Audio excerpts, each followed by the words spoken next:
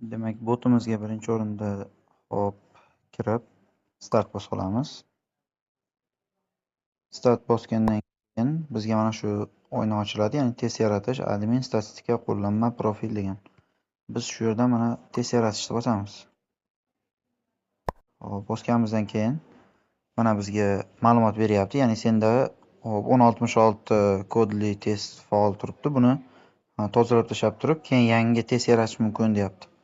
Endi shu joyda bitta narsaga e'tibor berib ketasizlar, ya'ni natijalarni yuklash degan narsani birinchi o'rinda olishimiz kerak.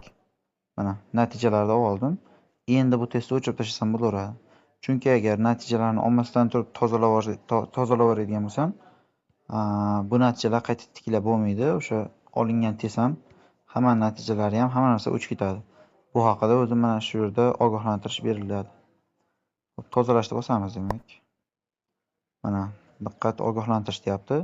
Test haqidagi barcha ma'lumotlar o'chadi, foydalanuvchi natijalari yo'qoladi, kalitlar va materiallar ham butunlay o'chiriladi deyapti.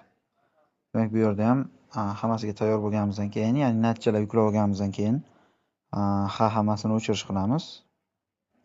Va mana test va ma'lumotlar bazasi tozalandi deyapti.